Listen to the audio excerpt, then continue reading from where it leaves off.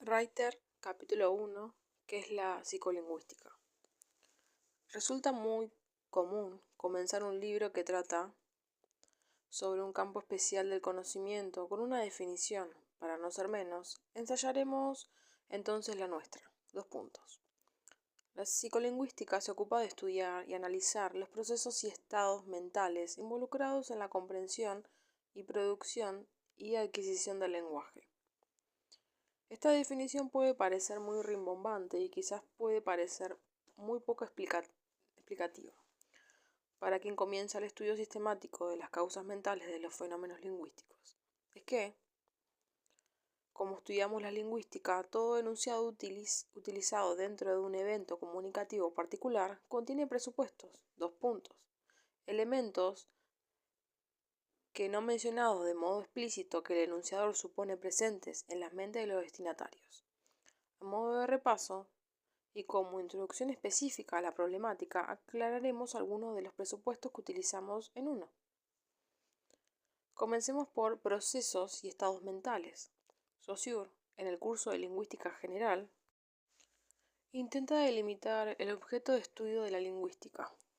Lo quiere delimitar porque afirma: el lenguaje está compuesto por un conjunto heteróclito de fenómenos que no pueden ser estudiados en conjunto. En efecto, afirma: el lenguaje es a la vez social, pertenece a una comunidad e individual, es producto y comprendido por cada hablante/oyente en particular. La transmisión en el uso del lenguaje es posible por fenómenos físicos.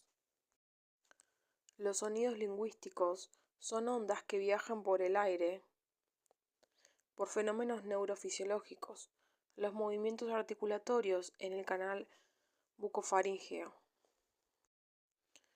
los movimientos vibratorios de la audición, las conexiones nerviosas, y por fenómenos psicológicos mentales. El signo lingüístico queda constituido por la unión indisoluble de una imagen mental, acústica, con un concepto también mental.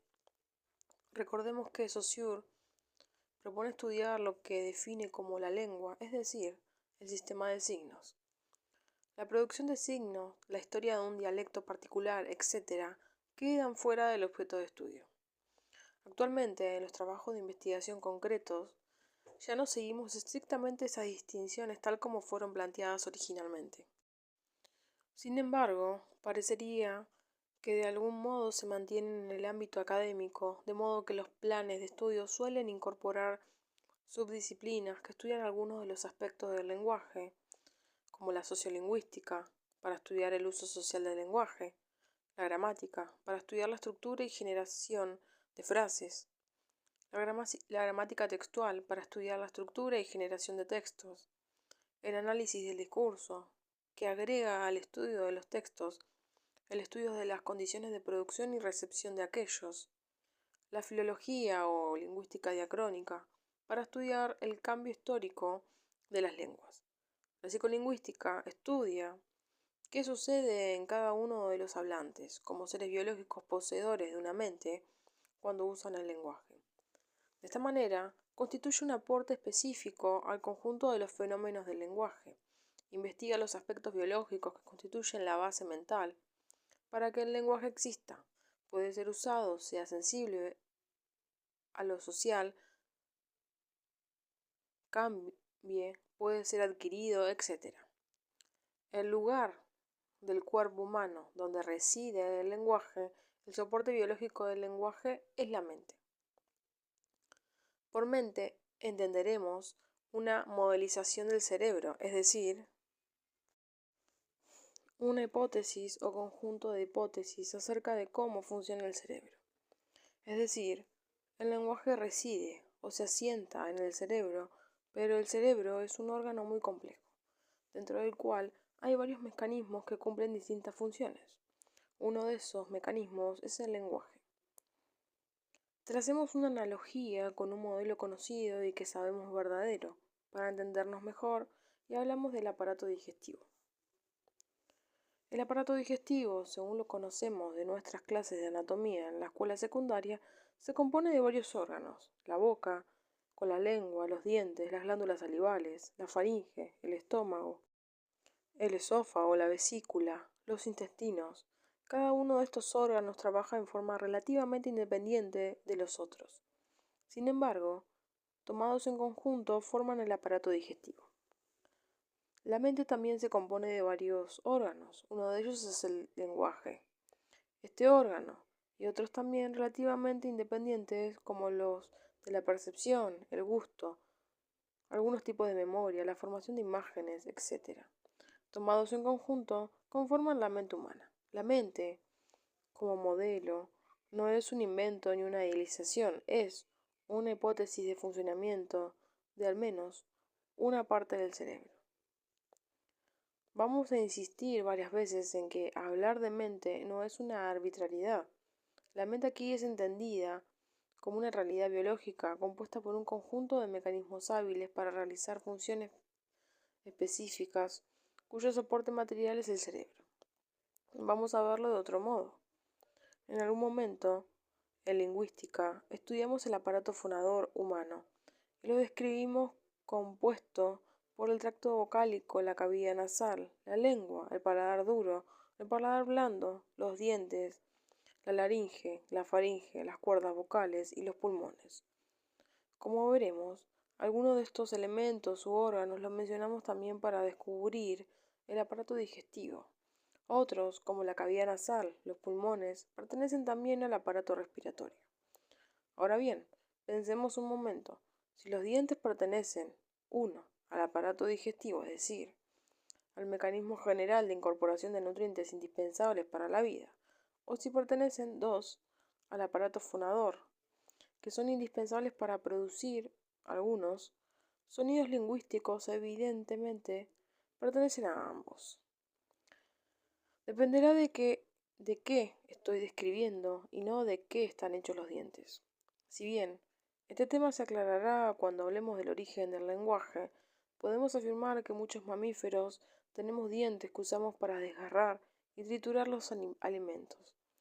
Pero solo los seres humanos lo usamos también como un punto de articulación para producir sonidos diferentes que distinguen significados.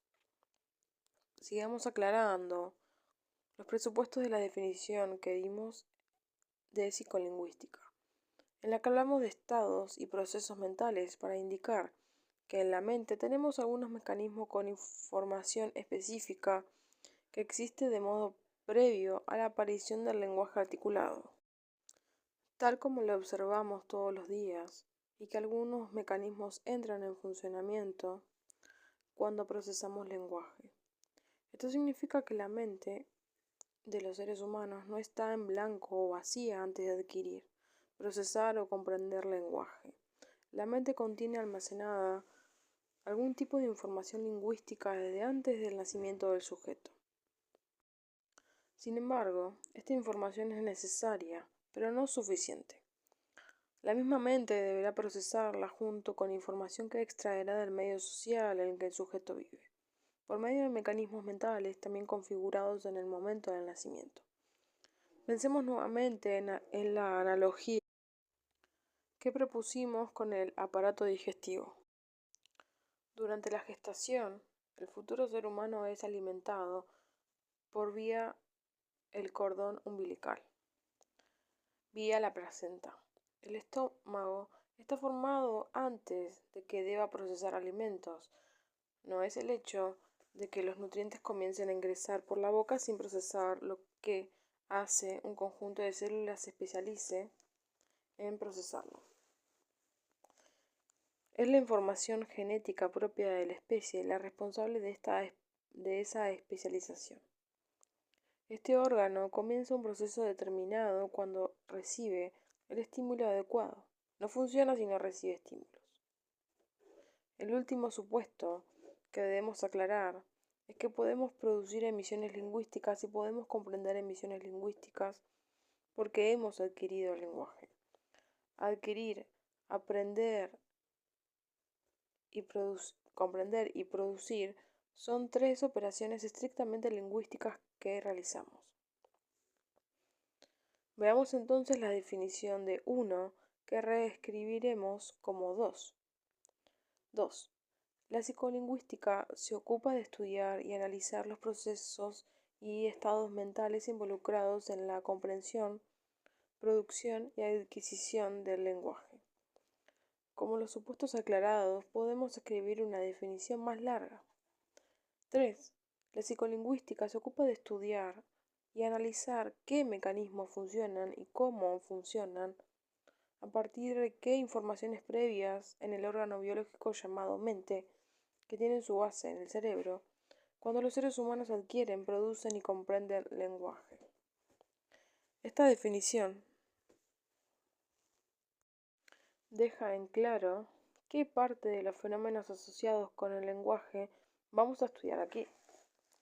Por supuesto que discutiremos otros problemas para aclarar mejor cuál es el campo del conocimiento que abordaremos, pero aclaramos una vez más que, en sentido estricto, los aspectos sociales o institucionales, por ejemplo, quedan fuera del campo de estudio.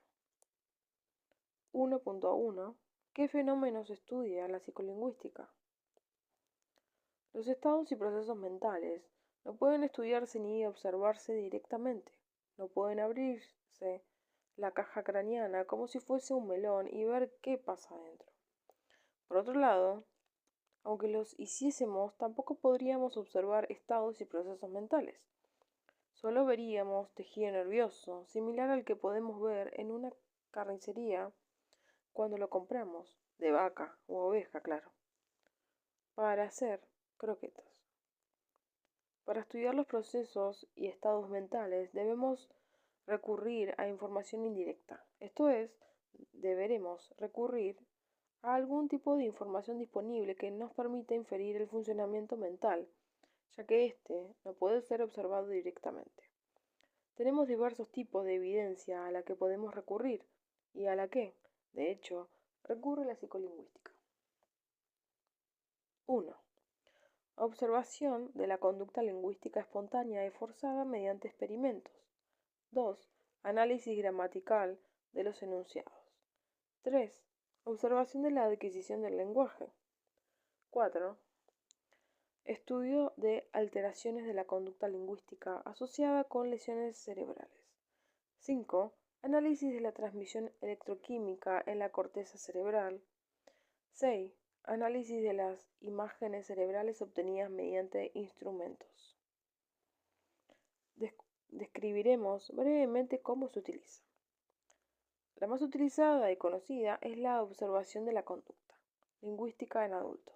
Sin embargo, es también la que permitió muchísimas confusiones en la disciplina, que aún se deben despejar.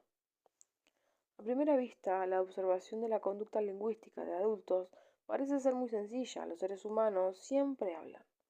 Hay muchos seres humanos y tenemos los instrumentos necesarios para observar, registrar, reproducir y analizar esas conductas. El problema reside en que muchos investigadores tomaron las manifestaciones de los fenómenos como si fuesen los fenómenos en sí. Confundieron entonces las causas de los fenómenos y se alejaron de inferir los procesos y estados mentales que causaban las conductas lingüísticas.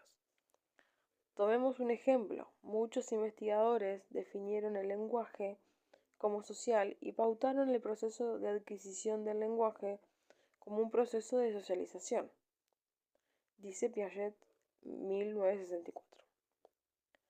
Esto es un disparate por varios motivos, como demostraremos, ya que el aspecto social es accesorio a los procesos mentales que permiten el desarrollo y uso lingüístico. El origen del error está en tomar lo que se observa sin problematizarlo. Es como si un científico marciano que estudia una ciudad concluyera que la gente hace sus necesidades porque existen los baños, en lugar de concluir que existen los baños como manifestación social de necesidades biológicas elementales. Los seres humanos caminamos porque hemos inventado las zapatillas y otras formas de calzado, o en realidad es que biológicamente caminamos con los pies y esos nos han llevado a inventar y diseñar formas de calzado. La psicolingüística no niega el valor de la descripción de las conductas, pero esta descripción debe servir para inferir qué es lo que sucede en la mente de los hablantes. los estados y procesos mentales que son la causa de la conducta observada. La descripción no constituye nunca una explicación.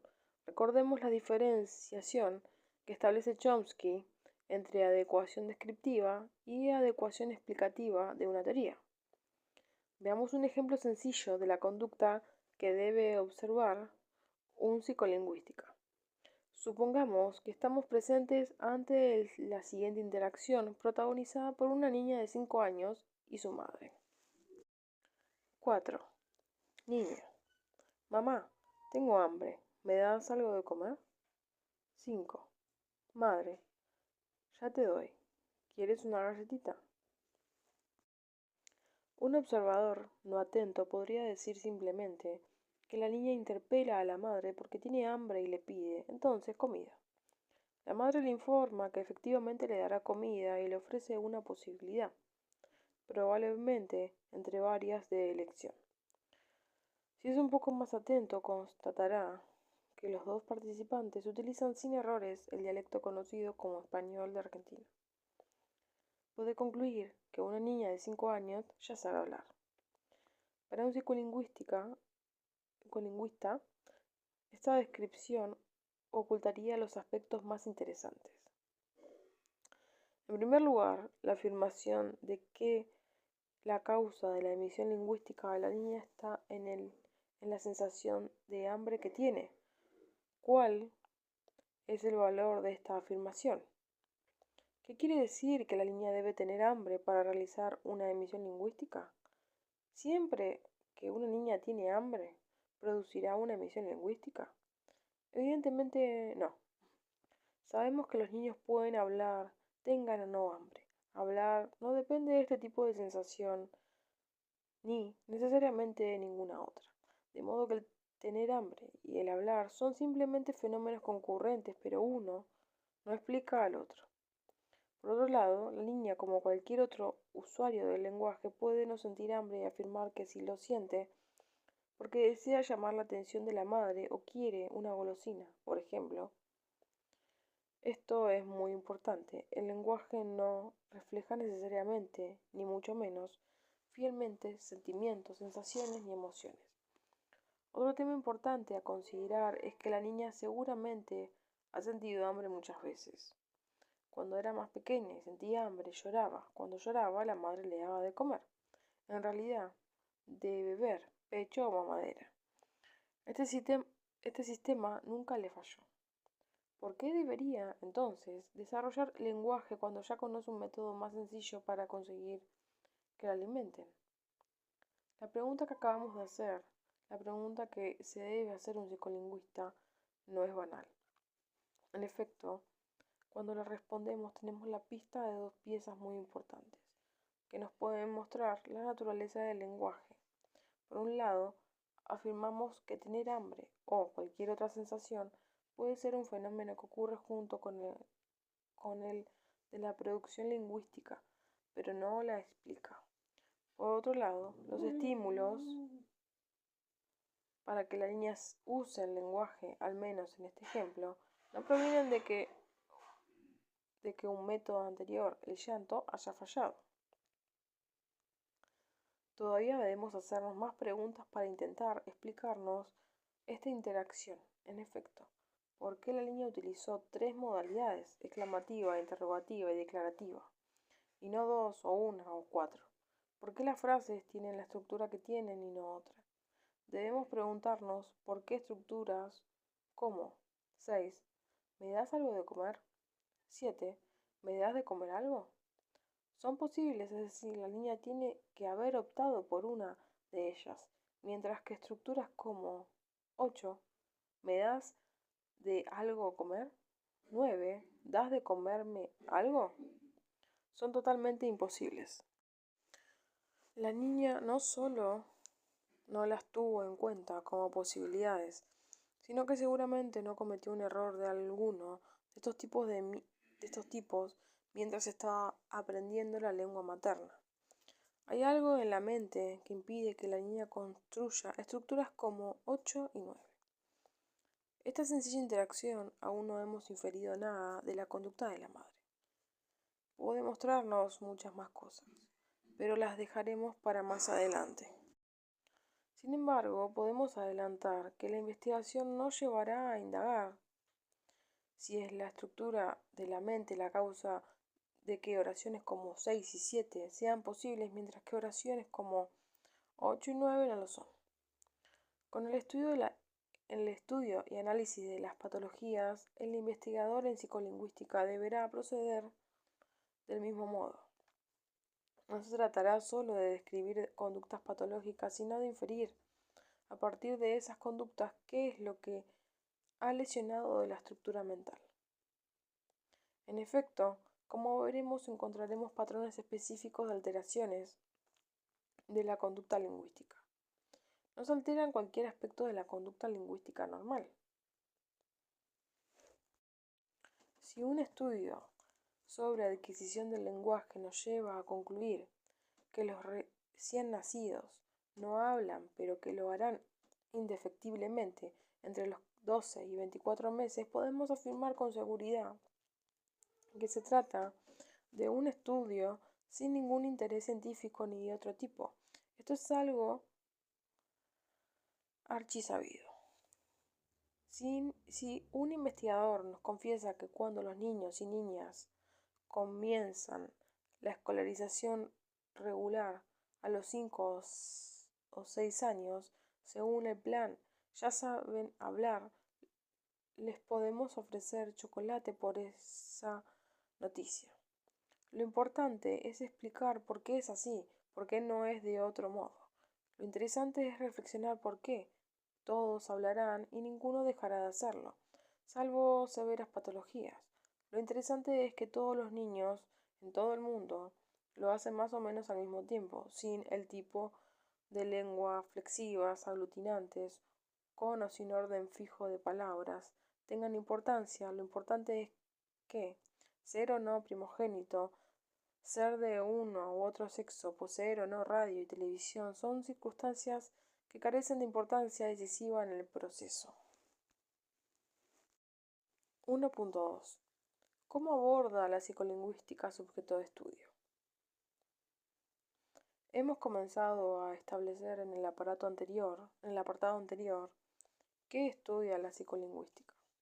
Continuaremos ahora con esa tarea, pero nos ayudaremos con la exposición de cómo lo hace.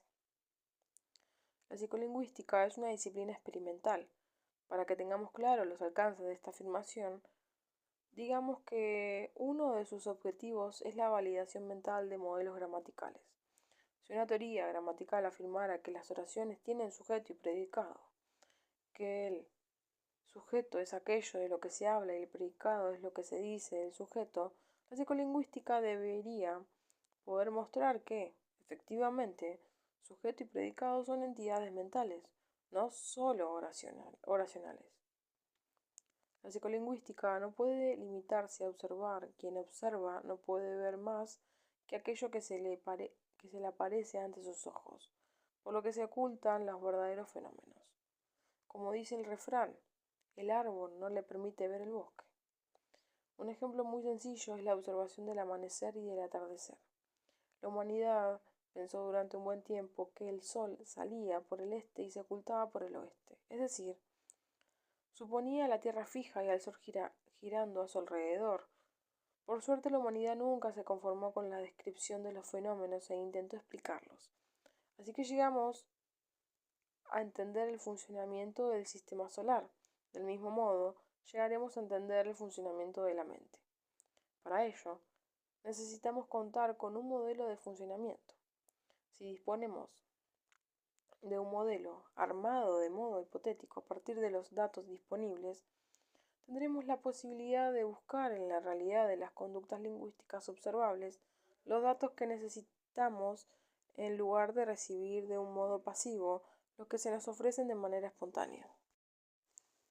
Por ejemplo, en lugar y a partir de un conjunto de palabras buscaremos categorías, reglas, etc. Las reglas gramaticales, fonológicas, morfológicas, sintácticas, son inferidas, buscadas, propuestas y validadas por los investigadores. Nos ofrecen de modo transparente a la observación. En la interacción que presentaremos en el apartado anterior deberemos buscar la regla o las reglas que impiden construcciones como 8 y 9 y permiten 4, 6 y 7. Para buscar datos también podremos diseñar experimentos. Clasificarlas. Por ejemplo, algunas palabras han sido históricamente como ambiguas, algunas como polisémicas, algunas como homónimas, muchas veces superponiendo las clasificaciones. No entremos ahora en esa discusión, tomemos simplemente una palabra como banco y aceptemos que cualquier hablante competente del español de Argentina dirá que, al menos, tiene los siguientes significados. 1. Institución financiera. 2. Mueble para sentarse sin respaldo ni brazos. O 3. Acumulación de arena o lodo que se produce en el mar, río, arroyo o lago que se mantiene por debajo de la superficie. Primera persona del singular del verbo bancar, que significa normalmente apoyar material y moralmente de modo incondicional. Si se lo usa negado, no te banco, no puede ser sinónimo de aguantar. Ahora bien, si queremos indagar si esta noción tiene entidad mental, además de ser una distinción útil en una teoría gramatical, debemos poder demostrar que sucede algo diferente cuando se utiliza este tipo de palabras, cuando se utiliza una palabra que las llamadas no ambiguas. Por ejemplo, si se tarda más tiempo en reconocer una palabra ambigua que una no ambigua, si se tarda más tiempo en leerla, en escribirla, etc. Si no encontramos ninguna diferencia, nos deberemos preguntar seriamente si la ambigüedad es una realidad del lenguaje o simplemente una necesidad de la teoría lingüística. ¿Cómo podemos hacerlo? Una buena posibilidad es diseñar un experimento. En un experimento podemos controlar todas o algunas de las variables que concurren para producir un fenómeno. En psicolingüística, podremos medir el tiempo que demora un sujeto en responder a un estímulo lingüístico al margen de sus motivaciones, intenciones, buen o mal humor, cultura, grado de escolarización, etc. Los experimentos son importantes porque para entender las causas del lenguaje no tenemos otro camino que inferir de las conductas observables lo que sucede en el cerebro. Como dijimos, no podemos abrir la cabeza de una persona como si fuese un melón para ver si encontraremos allí la ambigüedad o la polisemia. En el uso normal, cotidiano y espontáneo del lenguaje, no comprendemos ni enunciamos palabras aisladas porque las palabras aparecen, salvo excepciones, que tienen que ver con presupuestos en enunciados, es decir, acompañadas por otras. Para comprobar entonces la ambigüedad o la polisemia de una palabra, debemos recurrir a una situación artificial, experimental, en la que las palabras aparezcan sin la intención comunicativa del hablante y el oyente. Aparecerán aisladas en soporte sonoro o escrito. En esta situación experimental podremos ver qué validez mental tiene hablar de ambigüedad de las palabras. En el habla cotidiano esto es muy difícil porque el contexto puede seleccionar uno de los significados posibles con los que la supuesta ambigüedad desaparecería. Las conductas lingüísticas espontáneas están acompañadas normalmente por otras conductas no lingüísticas y a veces no es fácil separarlas. Por ejemplo, es habitual sonreír cuando saludamos a nuestros vecinos como un buen día, pero sonreír forma parte de una conducta motora, demuestra no agresividad, no necesariamente para la conducta lingüística. La producción del enunciado buen día, aunque ambas conductas aparezcan juntas en una situación experimental, esto no será necesario, pues el informante no deberá mostrar que no es agresivo, no estará interactuando comunicativamente con otro ser humano. En una situación experimental, siempre dentro de los límites éticos, podremos conectar electrodos al cuero cabelludo del informante, podremos solicitarle que hable o que atienda en un relato al tiempo que le estamos realizando una tomografía en la corteza cerebral. Podemos ver, con limitaciones técnicas, conexiones entre neuronas al tiempo en que produce o comprende piezas lingüísticas. Este tipo de información fue decisiva en su momento para entender algunos aspectos del lenguaje de señas usado por los hipoacúsicos. 1.3. Otras fuentes de datos. Patologías del lenguaje. Como hemos explicado en la sección precedente, la psicolingüística es una disciplina experimental, tanto al abordar el estudio de cómo se adquiere el lenguaje, como cuando intenta hacer inferencias acerca de cómo lo usan los hablantes adultos. Un aporte muy importante para descubrir los procesos mentales que ocurren mientras producimos o comprendemos enunciados es el estudio de los experimentos naturales, o sea, la evidencia que provee el estudio de aquellos sujetos que, a causa de una lesión cerebral, padecen un deterioro del lenguaje denominado afasia. Entonces podemos considerar al paciente como un experimento natural, en el que la lesión funcional representa alguna de las condiciones experimentales del experimento, dice Karamazov, 1988. Aunque la investigación de los trastornos del lenguaje no es estrictamente el objeto de la psicolingüística, sino de la fasiología, o como una denominación más amplia, la neuropsicología cognitiva del lenguaje. Ambas disciplinas se nutren una de la otra. Los hallazgos en pacientes permiten validar o rechazar los modelos que propone la psicolingüística.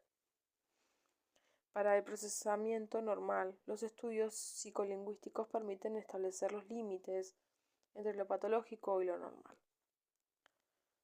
La ausencia teórica que motiva el uso del rendimiento deteriorado como la base para inferir la estructura de los procesos normales es que las transformaciones del sistema normal bajo condiciones de daño no son indefinidas o azarosas, sino que obedecen a restricciones precisas, determinadas por la estructura intrínseca del sistema normal, dice Karamazov. Pero veamos algunos ejemplos para comprender el valor de los datos que provee el análisis del rendimiento de los pacientes afásicos. Un problema muy estudiado en los pacientes lesionados cerebrales es una alteración en la capacidad de lectura denominada alexia fonológica. Si le solicitamos a estos sujetos que lean una lista de palabras en voz alta, observaremos que, entre otros, cometen errores de tipo morfológico, esto es, leen una palabra sustituyendo su afijo o su raíz. Por ejemplo, la paciente YS, cuando debió leer la palabra rescatada que estaba escrita en la pantalla de una computadora, pronunció rescatable. Cuando debió leer tronante, pronunció amante. Cuando debió leer fabulán, pronunció fabulaban. Podríamos proponer la hipótesis de que esta clase de desvíos se originarían en una confusión visual.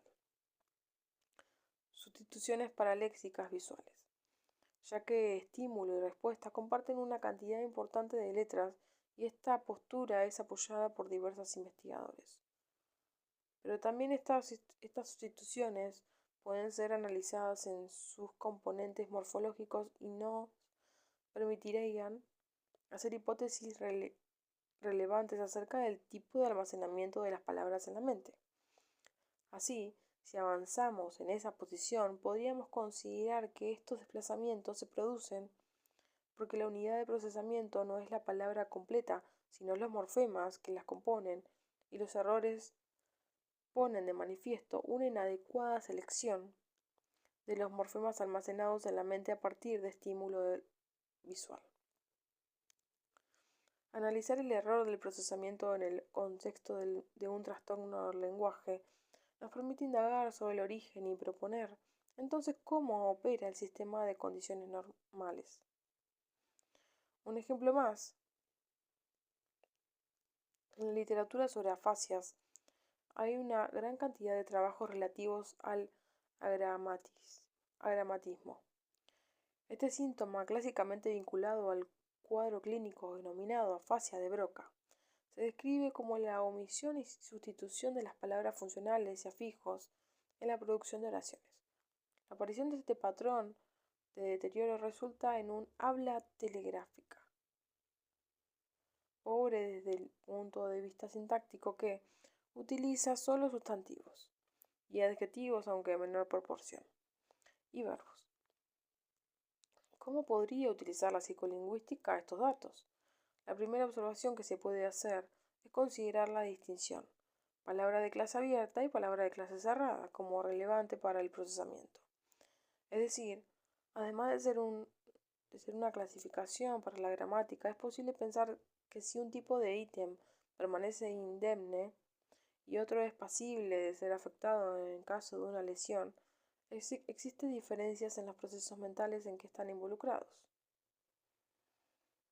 A partir de esta última hipótesis se propondrán otras como, por ejemplo, que ambas clases de palabras se almacenen en forma separada en la mente o que, por lo menos, sean subconjuntos distintos de información, de modo de explicar la posibilidad de un daño selectivo. También podrán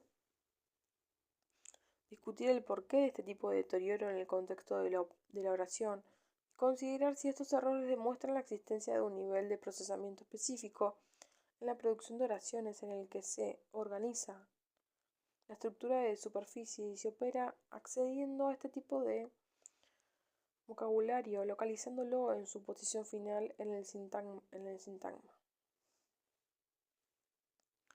Estos ejemplos intentan describir cómo la información que surge del estudio de los pacientes lesionados cerebrales con deterioro específico del lenguaje es una fuente de evidencia muy valiosa para proponer modelos